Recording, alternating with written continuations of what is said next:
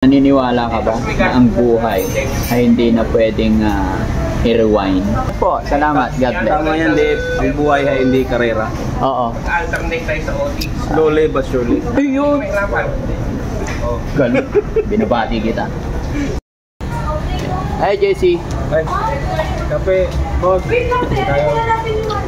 Risky. KG. KJ. Kape tayo. Yan mga kababayan. Madaling-madali itong mga kasama ko eh. Alam, ito, stop over muna kami. Kasi, may tanong ako sa'yo. Ano yun, sir? Naniniwala ka ba na ang buhay ay hindi na pwedeng i-rewind? Di ba? Naniniwala ba kayo, mga kababayan? Bawat araw na lumilipas, hindi na pwedeng balikan. Di ba, kay Jay? Kaya yung sabi ko sa inyo, huwag madaliin ang buhay. Diba? Bawat sandali ng ating buhay, susulitin natin. Diba? Kaya Risky, ikaw, ano ang masasabi mo? Ibigay na natin ang best natin habang nabubuhay. Sa mga tweet, mga kababayan, mga kabarangay, enjoyin natin ang bawat sandali ng ating buhay. Kape rin tayo minsan. Diba? Salamat po. Salamat. God bless. Tama yan, Dave. Ang buhay ay hindi karera.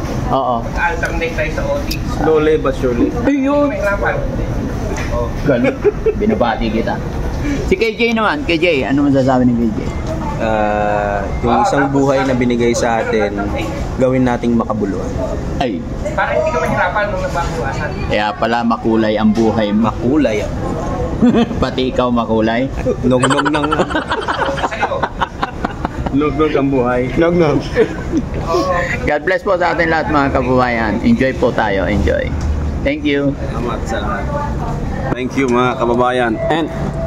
Salamat sa Wala na akong problema eh. Kapi.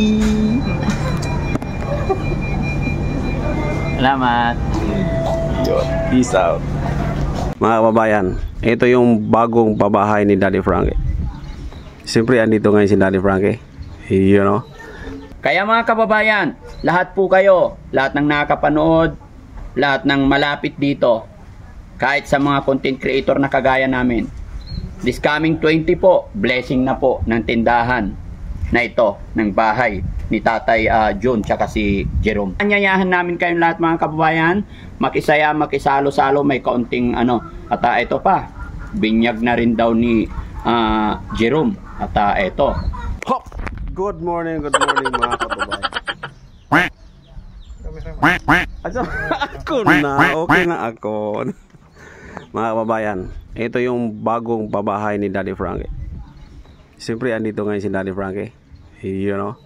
Diba? Malapit na itong blessings na ito. Malapit na. Abangan nyo yung mga blessing dito. Kasi,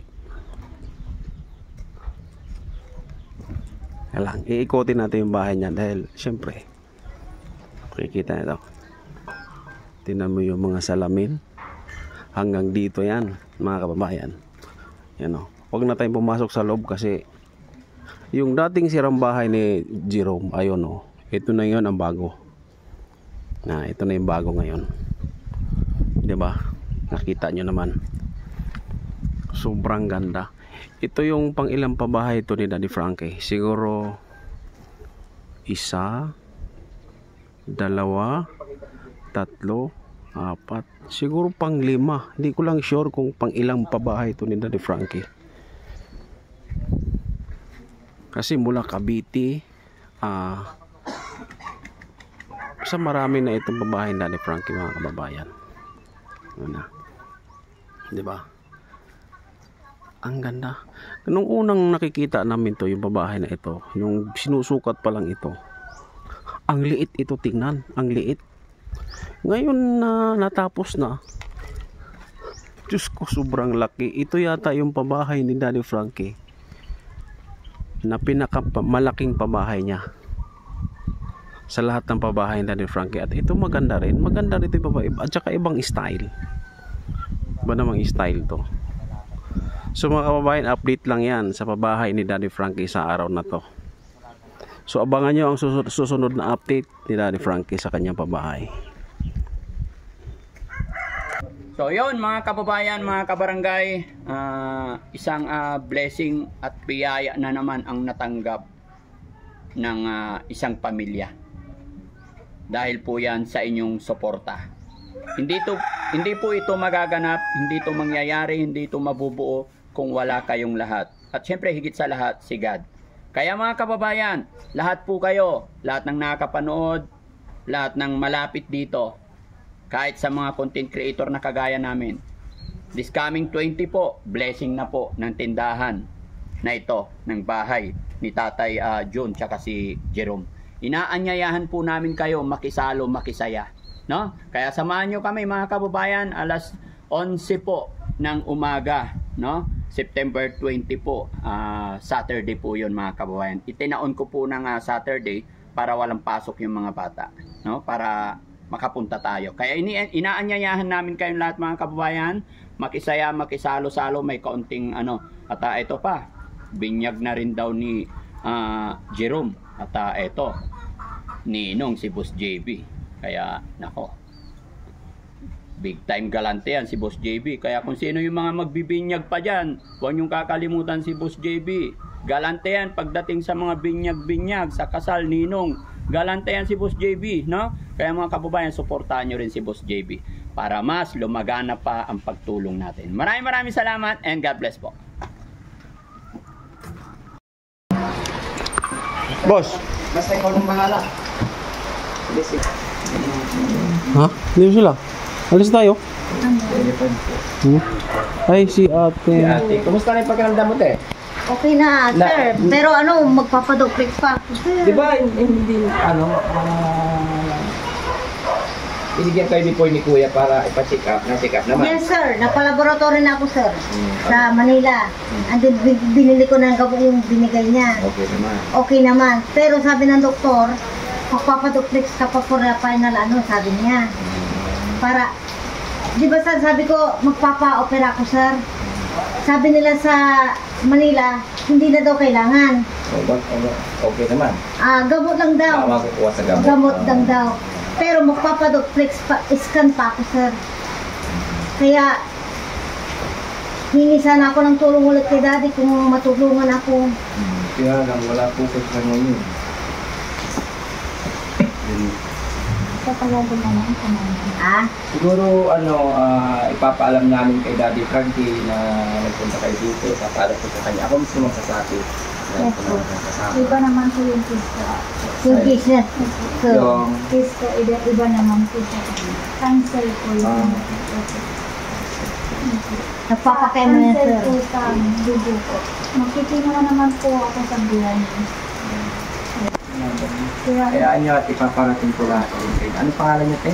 Mildred Kasipit po. Mildred Kasipit. Taga saan kayo? Lumos parak-parak. Ay, lumos parak-parak. Opo. Kaya nyo at ipaparating ko. Opo. Followers ko po din siya kay inahay ko. Ay, followers nyo si Daddy Frankie? Yes. O baka followers kayo ni Daddy Frankie? Followers ka niya. Hindi ka naman vlogger. Ako nakapalo. Meron din akong Kay Boss JC. Lahat kayo nakapalo sa akin.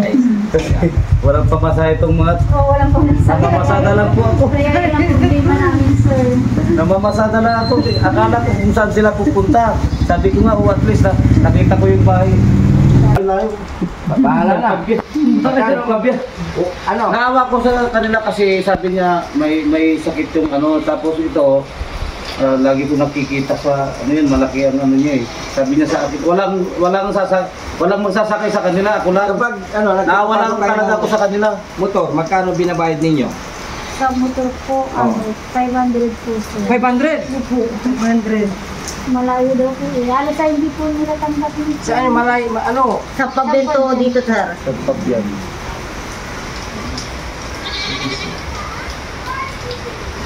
Kaya nga po, wala po kang pumasahe. Paano yan? Malilibre kayo. Pag halimbawa wala kayo. paano pag wala si Boss TV? Pag hindi, pag wala sila dito halimbawa, di, paano yan? Paano pag paano pag wala si Awa Boss naman Steven yung pamilya ko din. wala si Kuya. Kawawa yung pamilya ko din, siyempre namamasada din ako. Yan, taga saan po kayo, te? Yan, sa labas. Sa labas. Pinsan niya, sir. Sana, hindi ka Ha? Ay, pala may motor po kayo. Bagong-bago.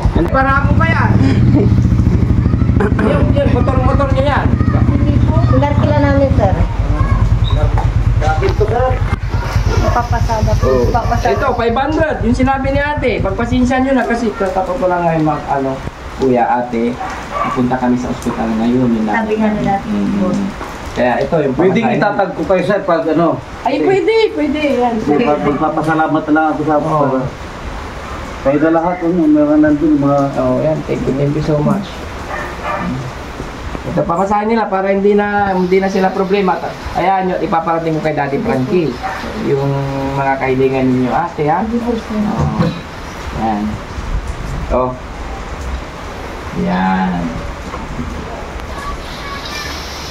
Tatag ko na lang kay mamay pagdating na. Sige po, ako. Ano yan, magpasalamat kayo sa karat, ano yan, napitin nyo lang. Sir, maraming salamat po, sir. Kailangan talaga na namin ng umalis, kasi pasensya. Ayan yung Panalangin na lang natin kasama si nanay sa paggaling niya ng pangalan ng nanay nila. Anong pangalan niya, Nay? Para Mildred kasi po. Nanay Mildred Kasipit, tapos kilala na rin ni Daddy Frankie si ate. Eh, anong pangalan ng nanay nila? Yung may sakit? Nanay Sing. Nanay Oo, nanay. Ayan nyo, isasabihin ko, Saan ba ito po?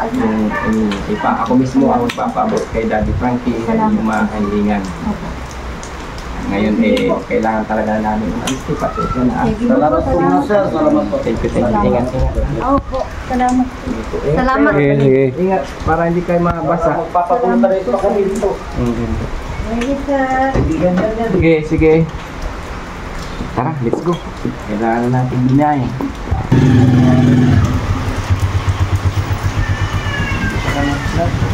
Okay pa? Mga kababayan, may nagpunta ulit dito na dating natulungan ni Daddy Frankie. Tapos may kasama pong cancer patient, cancer, no? May sakit. Nagpunta dito ngunit sa hindi sa pagkakataon, wala po si Daddy Frankie ngayon sa araw na to. At kami naman ni Kuya JC Official ay magpupunta sa Bataan para pumunta po sa ospital. Kaya mga kababayan, may nagpunta dito na dalawang nangingi ng tulong kay Daddy Frankie. Ngunit sinabi ko na po sa kanila na ako mismo po ang magpapaalam o magpapaabot kay Daddy Frankie ang kanilang sitwasyon. Kaya mga kababayan, maraming salamat po sa inyong walang sawang suporta. Yan, Boss DB Vlogs, isa sa team Daddy Frankie. Yan, si Kuya JC Official.